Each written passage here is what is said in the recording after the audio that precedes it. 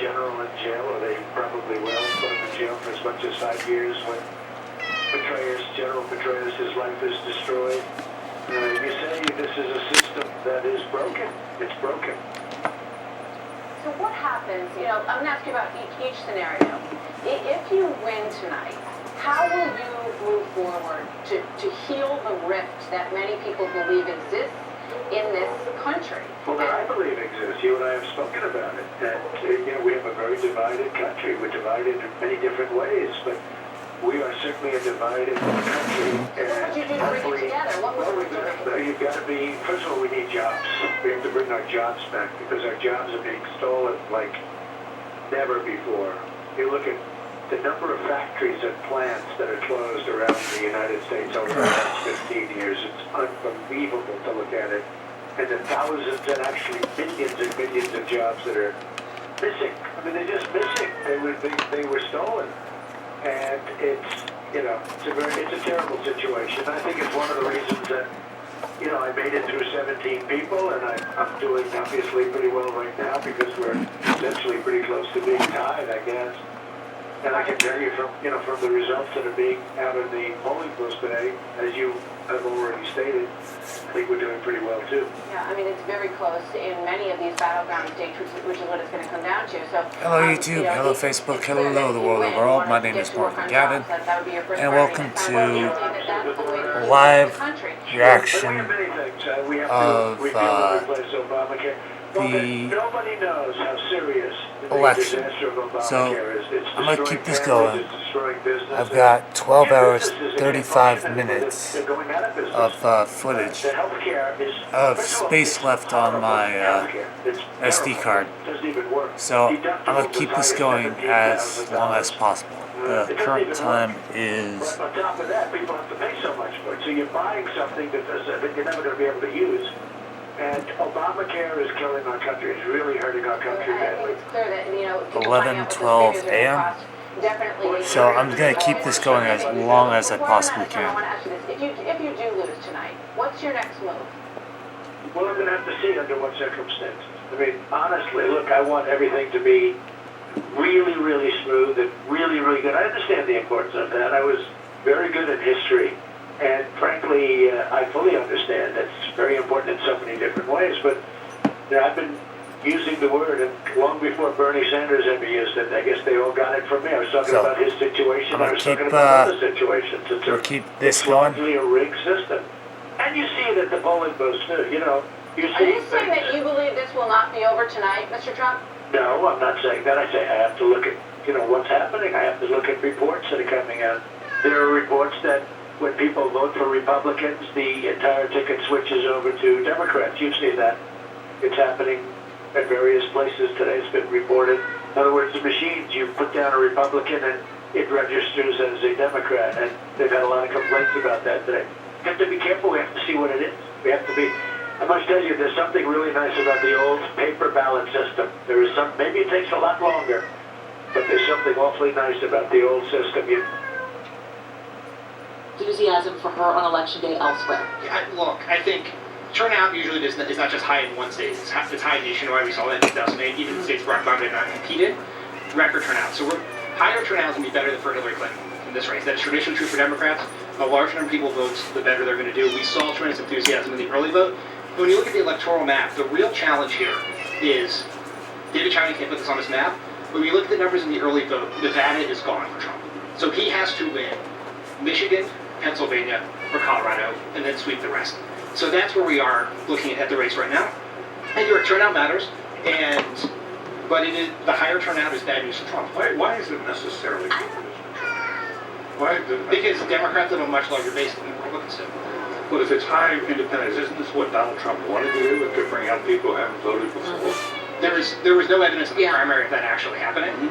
And when you look at the numbers, and you have a larger group of sporadic voters who identify as Democrats, who would vote as Democrat, than Republicans. So the larger turnout is necessarily going to benefit Democrats if it is universal increased turnout. What do you make of the turnout issue here? All I can say is, having actually voted in Pennsylvania this morning, the line was pretty long.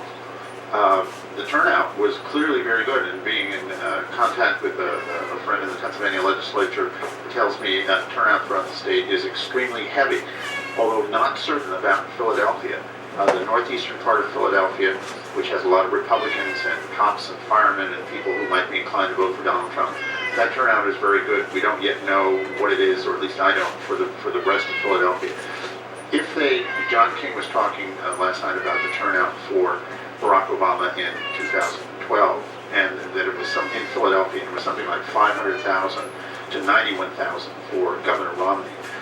If Donald Trump, if that drops, in terms of enthusiasm for It's all about the Hillary margin, Clinton, yeah. right, then this extensive turnout in the rest of the state can really make a big difference. But pre-election voter turnout, Angela, just take Georgia, which is a state that, everyone expects is going to go for Donald Trump, but it's better than a point or two in the polls. It's very close.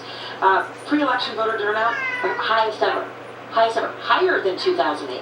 Higher than for Barack Obama. Right, and I think this is a case of underestimating voters who were not even old enough to vote in 2008 or 2012. We continue to talk about these elections and these demographics as if they are frozen in time, and they haven't. This is a browner and a blacker electorate than what you saw in 08 or 12.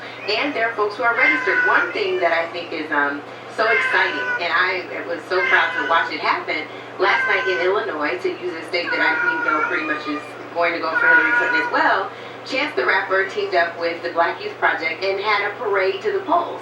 And I think these are the kinds of things that we continue to underestimate not only black folks in North Carolina, right, where they faced insurmountable voter suppression in many ways, but also young black millennials who we've said they're not enthusiastic, they're not turning out. And I think that what you've seen is there's a reliable demographic in this country that always show up in spite of the odds. I think we've also underestimated Donald Trump and his coalition. Absolutely. I looked at the Real Clear Politics averages, and if we were to give Donald Trump every state where he's leading an RCP average, he gets 265 electoral votes.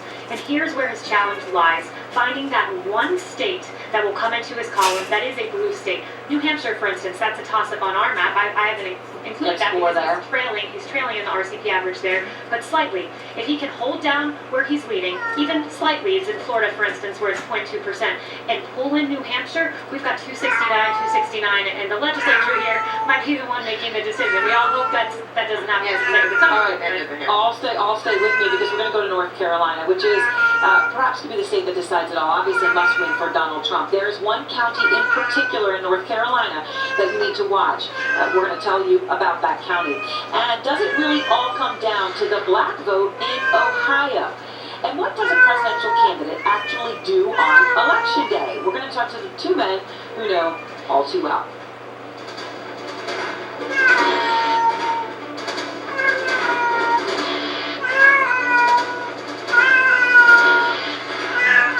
America's Choice 2016 is brought to you by Cosentyx Secukinumab. Join the conversation with hashtag #SeeMeToKnow.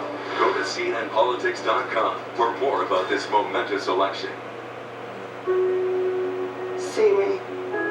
See me. Don't stare at me. See me. See me. See me to know. This psoriasis is just something that I have and not contagious.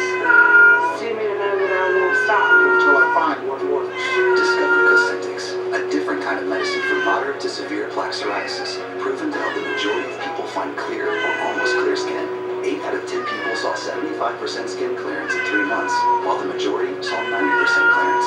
Do not use if you are allergic to Cosentyx. Before starting, you should be tested for tuberculosis, an increased risk of infections and lowered ability to fight that may occur. Tell your doctor if you have an infection or symptoms such as fever, sweats, chills, muscle aches, or cough, or if you have received a vaccine or plan to. If you have inflammatory bowel disease, tell your doctor if symptoms develop or worsen. Serious allergic reactions may occur. See me. See me. See me on my way. Find clear skin and a clearer path forward. For a different kind of medicine, ask your dermatologist about Cosentyx. We boarded the Avalon with a destination. 120 years hibernation means we'll wake up in a new century, on a new planet, but in the blink of an eye. Everything changed. Do you know what's going on? We woke up 90 years too soon. No. There's something they didn't tell us. There's a reason we woke up early. Rated PG-13. Election night in America. Don't miss CNN or online with live streaming at CNN.com or your CNN app. Election night in America. CNN. Here's critically important news for small business owners. Financing is now available in as little as 3 days. Trusted national lender Rapid Advance understands that small businesses need working capital to seize opportunities. That's why tens of thousands of small businesses have found the funding they need to grow with Rapid Advance. Rapid Advance provides financing up to $500,000. Approvals take as little as 1 day, and funds are available in as little as 3 days. If you've been in business for at least 1 year, call 877-GO-RAPID or visit rapidadvance.com. What if there was a way to prevent break-ins before they occur? Home burglaries start with a ring of the doorbell. I invented rings you can see and speak to whoever's at your home from your smartphone. Can I help you? With Ring, you're always home, which is why we've earned over 3,000 5-star Amazon reviews. Like Nick, who writes, Ring is awesome. Easy to set up, easy to use. Available at ring.com. Be ready for all the election results anywhere. Download the CNN app now.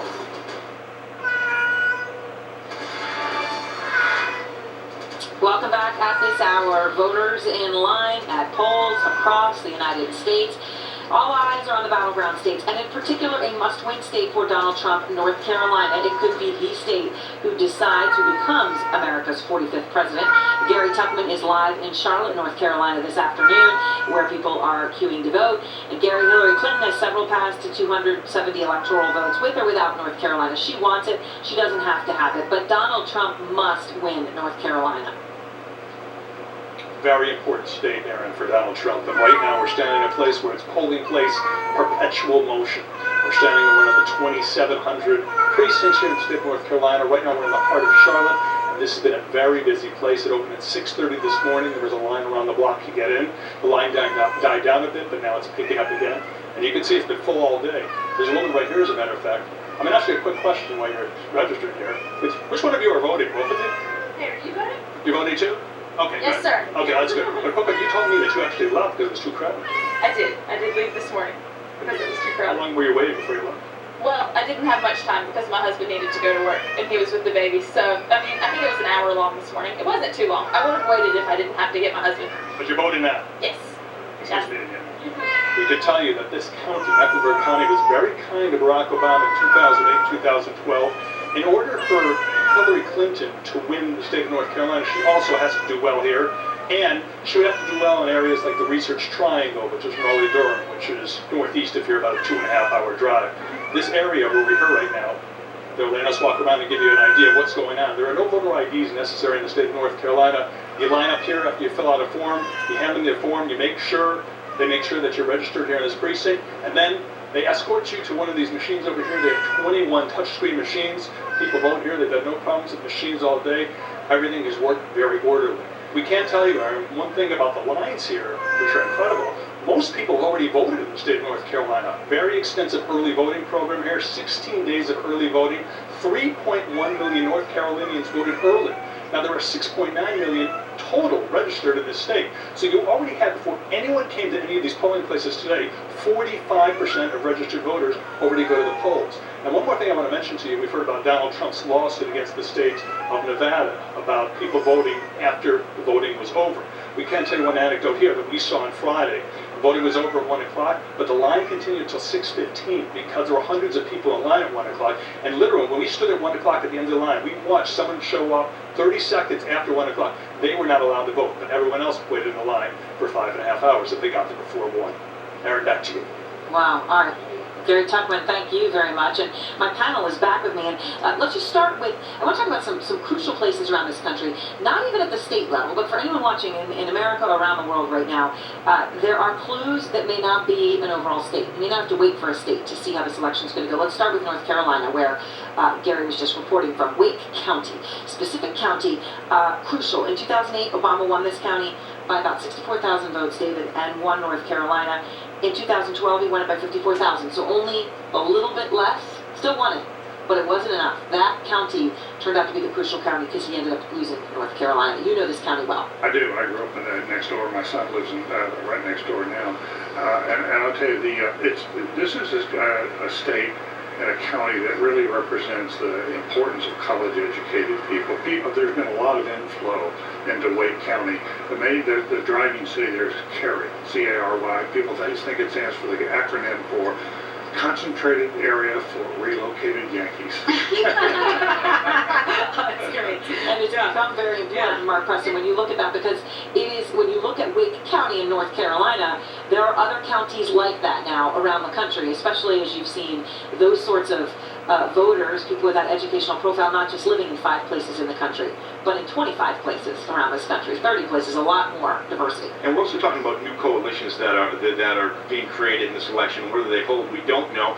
But college-educated voters have voted traditionally for Republicans, and at least in the polling, we're seeing that they are going Democrat at this point. So, as David says, when you're talking about the influx of people from other states moving in to North Carolina, you can also look out to Colorado as well, right? If you look out to Colorado, you're looking at a county such as Jefferson County right now, and we could potentially see some signs, early signs in North Carolina about how those voters are voting, and maybe see how Colorado is going to go later on. So even 2 different states, but very similar. And it's so fascinating because I was just actually out in Jefferson County talking to women there, those affluent, well-educated suburban women in that county that has been a bellwether for so long. And so many of them just could not stand either candidate. And, you know, it may be a sign also of what kind of strength the Republican Party has going forward after this election. I mean, Donald Trump was just not a good candidate for Colorado. But if they vote, you know, down ballot for other Republicans, will there be a future in Colorado? The Democrats, even if they win, read too much into a victory. You look at Florida, Hillsborough County. This is another one. Obviously, Florida a must-win state as well, but Hillsborough County, perhaps a bellwether. The winner, they have that county has predicted it correctly in 19 of the past 20 elections. Right now, talk about a split. 39% Dem, 32 GOP, 29% Independent. Yeah, and who are those independents? I mean, we were talking about that. Again, are they younger voters? Are they Latinos? Are they people that switch their registration because they don't want to be affiliated with either party? That's Trump's secret army of voters. Yeah, they could be Donald Trump voters as well.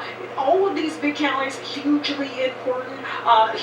The white vote, as you said before. If you look in Wake County in North Carolina, for instance, it's really 5 counties. Those 5 large counties there, like Forsyth, Durham, and that's where Obama was able to do really well. 2/3 of the vote is there, and then if you're looking at Donald Trump, he's going to swell some of the vote in some of these rural counties. And that's where you think we're going to go through many more of these counties through the show, and I want to make sure everyone knows this is John King's expert eye that has selected these counties around this nation. So we're going to go through more because there are a few others with very different demographic profiles that could really hold the key to the entire thing tonight. Let's go to Martin Savage right now in another must-win state, Ohio. He is in the town of Parma. And Martin, Donald Trump, of course, must win Ohio tonight as well. Right, and he's got a path to doing that, and that really relies on Democrats, working-class Democrats. We've talked about this in the primary. He had this crossover effect. He was appealing to those Ohioans who are blue-collar Democrats. But yet this time around, because of the economy, job loss, and what they see as just a decline of their way of life, Donald Trump spoke in ways that they like. Bring the jobs back. Renegotiate those bad trade deals and other issues which he has been so strongly on. Those resonate in places like Parma. We're still in Cuyahoga County outside of Cleveland. This would be a densely Democratic area, with the exception that this is the perfect kind of area Donald Trump has been reaching into, where they've lost all those jobs. Hillary Clinton, meanwhile, needs to have the turnout of every Democrat in the northern part of the state. And she's particularly relying on the old, what we would say, Obama coalition. These are the minority African-American voters who would turn out in large numbers. The problem is, early voting suggests that hasn't happened. She has not caught fire here. The enthusiasm is just not the same. Early voting was up in all parts of Ohio, especially in the southern part of Ohio, Donald Trump area. The only area that was down, Cuyahoga County. It's down by 15 to 16%. It doesn't tell us what votes were cast, but it gives you an indication of why Democrats are concerned. Eric? All right, Martin, thank you very much for joining me now. Former 2016 Republican presidential candidate Dr. Ben Carson, who, of course, is supporting Donald Trump, and the president of the NAACP, Cornell Brooks. And Cornell, you're with me. Let me just start with you. The issue that Martin is mentioning in Ohio. Take Ohio as an issue. Are you concerned about that? The drop in turnout? I'm very concerned because the NAACP has staked everything on the right to vote and protecting the right to vote. So we are concerned about any depression in turnout. But what we have done has been we've reached out to millennials, to African American women. We mobilized 2,200 units across the country, but we've also mobilized units to phone into Ohio, to phone bank into Ohio, because we're concerned about turnout. It is everything to us. But the voter suppression, the negativity of this campaign may have some effect, but we're doing our work. And Dr. Carson, what's your view? Do you look at this completely as the opposite side? You say, okay, great, black turnout down, then not a problem for Donald Trump, less of a problem, and he can possibly use that to his advantage. Well, I'd like to see everybody enfranchised, everybody voting heavily, because, you know, our country is surrounded by the will of the people, or at least the initial intention was for that. But I'm very happy to see that Donald Trump is reaching out to African American voters. It's one of the first things we talked about before I decided to endorse him, and to hear his views. And he's very enthusiastic about creating strength in our inner cities, because you can't have a great country if your inner cities are weak. So I don't actually think that this is a Democrat or Republican issue. This is an issue of how do we strengthen our country. We only have 330 million people. China has 1.4 billion, India 1.3 billion. We have to compete with them into the future. We can't afford to waste any of our people. So Cornell, here's part of the issue in Ohio. You know, Mark Savage, who was just there, spoke to some black voters about what is the issue, why no turnout. Here's the conversation you had with one of them, and I wanted to play it for you and get your reactions specifically about Hillary Clinton. Listen in. I'm not a huge fan of Hillary myself, so I think in every community it's going to be that way. Is there as much excitement as there was, say, 4 years ago? I don't believe so. Interesting, two different voters. Look, 4 years ago Barack Obama was running, but you heard what the first man said. I think in every community it's going to be that way. This seems to be a Hillary Clinton specific problem. I don't think that's the case. And the reason I don't think it's the case is because Hillary Clinton and Donald J. Trump may be the names at the top of the ticket, but the fact of the matter is the names of our communities, the names of our children, the names of the victims of police misconduct. We've seen generationally unprecedented levels of activism in the country. People are civically engaged. The issue is quite simply turning them on to voting. We have endeavored to do that. We believe that African Americans are turning out to vote. The vote may not be what it was in 2012, but the issue is whether or not it is necessary and sufficient. We believe that will be the case in terms of prevailing on the issues that we're concerned about. So, Dr. Carson, when you look at the African American vote in this country, the black vote in this country, how it has gone, look, it always goes Democratic, and incredibly so. But Barack Obama, 93% last time, 95% in 2008. Sure, that was better than Kerry or Gore, but frankly not a lot better. 88% for Kerry, Gore with 90%. Hillary Clinton right now, most recent polls, an NBC Wall Street Journal poll that we have, and that put her at 86%, which would actually be the lowest of everyone if it actually ends up being the case. But do you think Donald Trump is actually going to do better than the people who ran against those other Democrats? Yes, I actually think he's going to do significantly better. As you know, there was a Rasmussen poll not long ago that showed him at 16% of the African American vote. But, you know, polls really, I think, are not the key thing here, because a lot of people, particularly in some communities, would not admit that they were voting for Donald Trump, because the narrative has been placed out there that if you're black and you are for Donald Trump, then you're an Uncle Tom, you're a sellout, you know, all kinds of horrible epithets are attached to your name.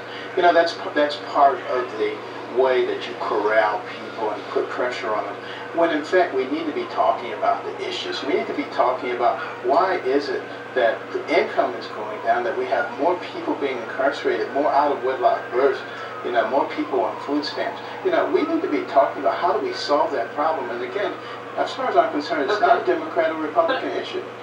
Look, Cornell, let me give you a chance to respond. Is there a secret black Trump voter? If there's a secret black Trump voter, it is a state secret.